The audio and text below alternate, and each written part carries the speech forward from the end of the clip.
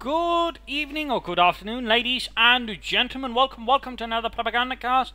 And we're indeed having a look at another game, which I'm actually quite fondly enjoying as well, besides coming to us of late, Attila, Total War. Now, I've already done a review of that, but, still, I figure, might try and expand into this further, and, of course, try and remember Dawn War 2 while I'm at it. Of course, my fault there, but still. And, again, what could we start out with? I'm not entirely sure going to sort of break out into a playthrough. That's going to be a lot more consuming, don't even those interested in it, but, there's still a lot of things to cover in terms of, Total War Attila. For example, good starter tips, which is rather what I then focus on, because there's a lot of things, I realised afterwards, that would have been quite nice to know once I started playing the game as well. Because Attila Total War certainly is a bit more complex, thankfully, than some of the previous Total War games, and there's a lot more things you have to manage than in previous Total War games. And there's also a lot of neat little tricks you can do to sort of usually make things run a bit smoother, get a bit of a stronger economy, and for example, manage your opponents better and also set up better for the late game. So that's, for example, what I'll be trying to discuss here. And again, there are a lot of tips. I'm basically sort of, starting out here with the Western Roman Empire, sort of because I think this rule allows me to sort of show some of these things better, comparatively, than starting out with, say, one of the smaller barbarian kingdoms. And of course, one of the things we're going to be focusing on, of course, is your money. Okay, especially, of course, with the Western Romans, you're basically not starting out with a lot, partly due to a lot of upkeep, but also other factors. And I mean, overall, sort of, what other factors are we talking about? One of the bigger ones is corruption. A rather specific one here, which basically sort of, the bigger your empire is, that is, the more territories you have, the more corruption you get, and that means you actually get a lot less money out of it. So for example, you might say ultimately the province is worth, that much, but due to corruption, you only get so much. So for example, if that is a little good thing to keep in mind already, then of course there are methods to fight this. Of course, I wasn't quite aware of this. And again, there are. So of course we're going to be discussing this. Of course, show them all, but essentially, in part, you have research here. Now the research bits, for example, not going to do much. That might be 3% here, 1% there, and a bit here and there overall. 1%, 10% there, for example. That's a bigger one. For example, so I mean, those are some things there that can sort of help with corruption, but of course, they're not the only ones. Amongst other tools of the trade for finding it, you actually have spies, and you might say, spy, yeah, in fact, spies might in fact be more worth at fighting corruption than anything else, not spying on the enemy or assassinating, but just, spying it. For that, generally, you'll need a marketplace for most sort of factions, or you might get an event, because there are events in this game, but overall, get a market, for example, here in the Cabernet, pop out a spy. Again, there are also some bullets and some things here they can do a bit more specifically, but then, pop up here, check here, and the surveillance ability, which investigates corruption and overall sort of drops it quite a bit if they sort of get it up nicely here, in which case you can actually do quite nicely in dealing with corruption. I mean, that can, for example, help you get more money out of a specific province. Of course, then you want to use it on your main money-making provinces, of course. I mean, you can at most have maybe, 4 spies. So, of course, you need to make sure you're choosing them properly. So, in that guy, one way to help is pulling up this map here. You can do it with tab, or you can pop this one. Then you got region wealth, and you can also see, oh, here, this looks pretty rich.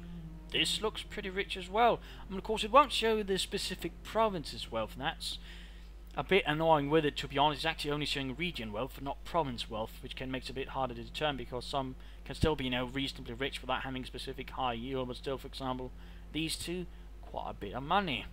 Of course, that might be a place sort of spot in there, or maybe if you're planning on a future province being rather rich, you can also do that.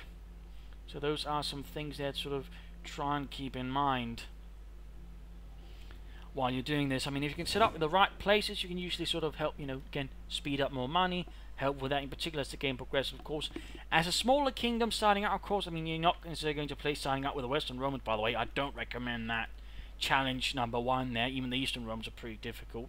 But still, might, grow up, and then you're slowly going to be dragged down by, in which case it's going to be good to have some spies. Then, of course, you might have to train them a bit, use them for other bits there, but usually then having them sort of set up for those proper provinces then can help your economy, keep things flowing a bit better. So try and keep that in mind. You'll already do well. In fact, the spies are one thing I really would have liked to know in advance.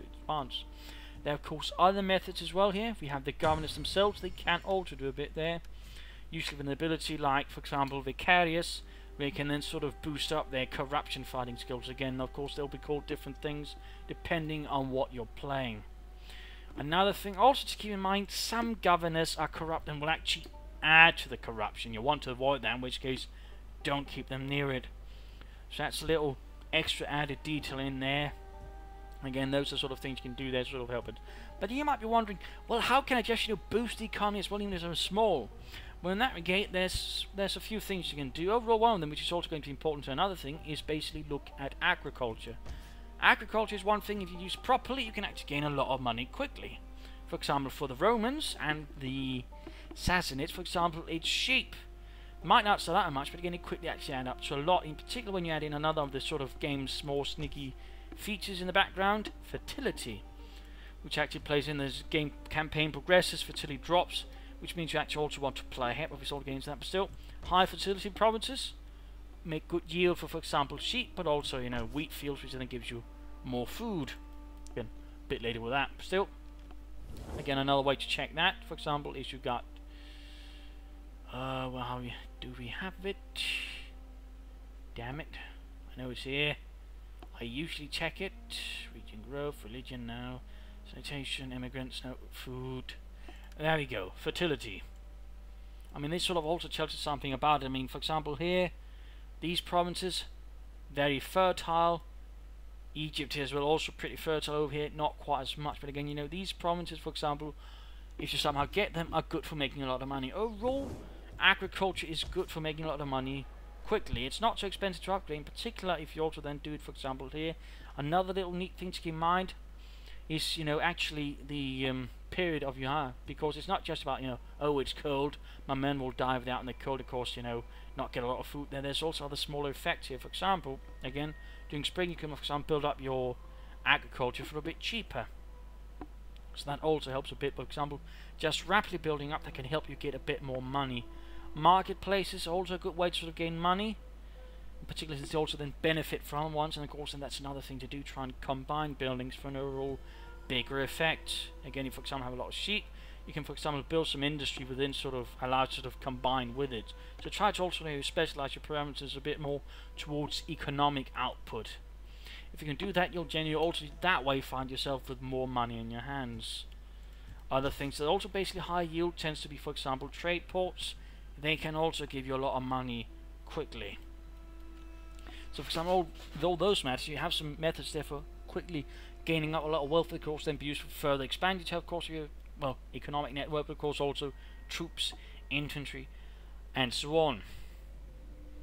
Of course, there are other matters again, for example, lowering upkeep in that regard, again, you have research. For example, here, there's some research already there, which there gives for example, a notable decrease in upkeep for your melee infantry, and that could very quickly become quite a boost for you as a player.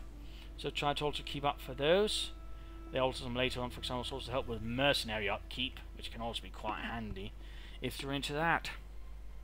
So try to keep those things into mind while playing the game. You'll usually find yourself, doing all right. Another matter, of course, is also trade with other nations. Doing that can, of course, also secure you again more gold. In particular, and this is also important to note, trade is not affected by corruption, and there's also some things you can do to actually boost the income you get from trade. Certain traits for your leader, but also buildings, for example, can actually result in trade tariffs. And yes, now I'm getting really advanced, but stay with me here for a bit. That does require something else. It basically means you get even more from the trade. So that's another little trick you have there in your toolbox for basically sort of forming up a lot of money. But again, focus on just getting up a lot of good agriculture. That way you can build up a lot. Another final method, of course, is when you're attacking, breaking through your enemy, taking a city. Basically, if you're not going to use it, breaking down, for example, the city parts here, sometimes you capture a city which is rather developed. And again, depending on the culture, you can't actually use it. You can't use the garrison. What do? You just dismantle it, getting the money back, and allow you to use it elsewhere. In that particular game, that's good when you're sort of a small one. You grab some other cities, again, focus what do you need. The rest you don't need, dismantle it, use the money again for your main provinces and so on. Slowly spread it out that way. That is also a good way to sort of quickly freeing up a lot of cash. Again, small economic tricks there. And again, hopefully that should help you boost up your economy much swifter and sort of get into sort of other bits more rapidly, hopefully. Then of course still have food, and in that regard there's also a thing there to keep in mind, because as the campaign progresses you'll have objectives here: survive until this and this point. Basically sort of a bit, you know, a sort of periodical thing happens, you know, you get closer to Attila arriving, but you also get climate changes. Basically the climate gets worse and worse, and that also hurts your food, because without food your men desert, and your provinces also become more unruly, and they don't get you quite as much money, so it's quite important to have food going. In that regard we come back to fertility, because again these are the ones that are sort of going to keep you producing, because other ones basically going to, you know, giving no bonus. Again, that's the thing, you know, as you might have noticed. There's down there, you know, you get, oh I can't show it that way, but you know, you get a flat income there, but you also get something dependent on the fertility level, and for example wheat fields in particular are very dependent on that. So when it comes to building wheat fields, you know, in the longer term you want to build them in the rich provinces so they can still keep pumping out, otherwise they just basically actually a waste of resources if you end up in anything on these rich ones. Also initially that also means you can just quickly build some there and then don't have to worry so much about it. Though of course getting sheep there is also good, because that gives you extra money as well. So little thing there in mind. Again, food is definitely going to be one thing, and again very bad to happen. I've had it several times in my campaigns. Suddenly I lost food and all of a sudden things are very bad. Another option of course are fisheries, which are also a nice stable source of food, not a lot of those. And another final one is actually things like, for example, well, salt deposits. They're good, they also give a lot of food as you upgrade them, they also give money. Same with olive groves, they're also good for it. And you also have wineries, so then you want to actually focus on the fruit part, less the wine part. This is for, well, more money basically, this is for more food. So again, those are also little tricks there, which your person again find quite helpful, to ensure you can focus less quickly on food and then sort of focus on food. But again, you still have to slowly build up your food, otherwise again you will very quickly find yourself with problems with that. Also another thing to keep in mind is hordes on your provinces also eat up food, so keep that in mind. These things here with a little wheel means they're basically around there eating your food, so usually you want them out of there as quickly as possible. So that's another little detail there, which is also good to know, and which again also would have liked to have known. Again, a lot of little details there, which again should hopefully in that regard already there smoothen up your play and give you more to go on. But again, there's even more. Again, I'll try and sort of keep this short-ish. Again, there's also another thing. I mean, some people not being so sure on diplomacy. Of course, diplomacy in this game is sort of, you know, a bit tricky to sort of, you know, sort out to a certain extent. In part, but it's also, I think, much more, you know, nuanced than the previous games. In part because you have the leaders to deal with, and they have traits, and that's really where sort of the game gets a bit clever, because you can use these traits against the, well, AI and all, of course, the other things there. And a lot of players, for example, when playing in the Western Roman Kings, go just getting swarm, but that's because they're not really using the diplomatic system. I'm of course not going to tell you everyone who can sort of, you know, go to fight with them, because that can be a bit random, but generally you can usually get the AI to attack each other. Again, you can sort of, you know, either pay them off or just, you know, slightly notch them, because again, you know, as they then fight, they become more friendly towards you because you have a common enemy. In that regard, that's a bit how the, you know, the relationships with systems works. You fight versus someone, together you get more friendly.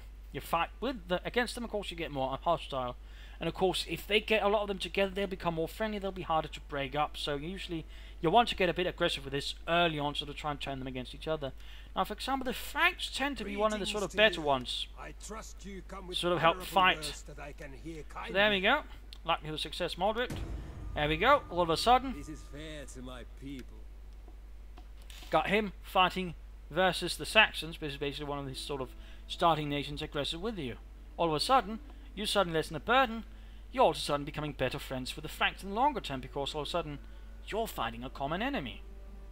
So in that regard, you know, having, you know, others to sort of fight for you can be quite a good deal for you in the longer term, and also something worth keeping in mind. In particular, for example, as the larger empires, but in the smaller ones, it's a good thing to keep in mind. And of course, that also means, for example, you know, one way to recently become popular beyond anything, you know, say for example you're playing as the elements, attack the Romans, everybody else will love you, for the most part. Of course, until things break down and they all go to war with each other. And again, you sort of have to decide with whom you side, but, you know, details. And again, I mean, you can actually get several sort of nations sort of attack each other here and there, though again, mind you, it happens randomly. Sometimes you'll have a great start, other times you'll have a harder time, but usually you should be able to find at least one who's willing, to go to war with someone else. But again, it also means you have a lot of replayability. You can have one case, for example, I had with the Eastern Roman Empires, where it basically fought all the Sassanids and all of its satrapies, and then another time, Armenia and another one basically, rebelled against the Sassanids and turns against them. So there's a little thing there to sort of keep in mind as well. And again, if you just get a rubbish start, restart, I suppose, and hope for some better leaders that sort of benefit you more. But again, keeping that in mind, you can do a lot to sort of ease pressure, but also create more suitable conditions for you. For example, again, you have one, but he's got a lot of territory you want, but he's strong. But you also got another strong opponent, and you're so like, well, if I pay him to fight against them or the Huns, I mean, that's one of my preferred methods. I want their territory. I don't really want to go into war with them, but I've got the Huns. I pay them a bit. They go to war with the Huns. The armies are crushed. Then let's move in and sweep out the rest. So nice, probably not, but that's war, not nice. If you want nice, play something else, basically. So I mean, those are all little details there already that can do a lot to sort of boost your early game. Also ensure again you don't get swarmed, because again that can be something if you're not quite paying attention. You'll just be swarmed by enemies because you made an enemy of everybody. Pay attention to those things. Pay attention and try to use the relationship and the leaders to your most advantage. And of course, also keep an eye on them, because some traits basically mean for example, unreliable, rebellious, opportunities. Opportunities means basically you can't trust this bastard one bit. In particular, for example, if he's a client state or something like that, he's going to rebel against you faster than you can say, oh, bollocks. Same here, for example, again, he's going to be sort of, because it also means you can, for example, turn against your opponent again. If he's a puppet state, for example, this guy might, you could use him to turn against, his owner there, for example. So that's a little thing there to, again, to sort of try and keep in mind while playing the game, and again, you'll get yourself a lot more. And of course, this one is also pretty good for you, for example, you're the Romans. He admires strong empires. That means he's more likely to work with you. So, again, lots of little details there. I'm not going to combat stuff there. But again, there's also things like, trying to sort of group things together so you have bigger garrisons and the likes. And so on. But overall, these sort of just cover some of the things. So we'll go again, these really 3 points. Again, money, food, money with corruption, and again the diplomatic relationships, really sort of stuff that once you understand, you can sort of really get a lot more out of the game and make it a lot more fun. Plus it also adds to the replayability again, due to the leaders. Basically you can get completely different results despite doing a lot of the same things, because again the actors there will basically act completely differently than they might have done them previously. One game he's your friend, the next turn he's going to burn down everything you ever care about. Of course, again, research also part of things here. Always try to keep it going. If you're the Romans, try to wait a bit with some of the stuff which disables your legacy technology, because some of it is very hard to replace. In particular, the molded architecture is very important, so try to wait at least before sort of going into that. But overall, I think that sort of largely covers it. Of course, if there are any further specific topics, because people like this video, that's great. Of course, there's something further you'd like to cover, let me know. And again, let me know if you like this, you'd like to see more videos on Attila Total War, and I'll more than happily do them. In fact, I've already got another plan, which is sort of more to discuss the differences between sort of, how should I say, faction types, barbarian kingdoms, empires, more migrating hordes, for example. Maybe also a bit the Sassanid Empire, so there's a bit of resemblance there between the Roman and the Sassanid in terms of structure. So hopefully this will enlighten you, hopefully this will help you get more out of your game as well. Of course, hopefully you just enjoy watching this. And if you did, feel free to follow, subscribe my channel, share it with everyone so they might also get better in the game. If they seem themselves a bit clueless as to how to play them, feel free to pop them this link on Reddit or wherever else you might think so, or a forum. And of course, again, let me know, and feel free to comment in the chat, comments, if there's something you feel like I should focus on or could do better. So anyways, thank you all for watching, and see you all another time. Cheers.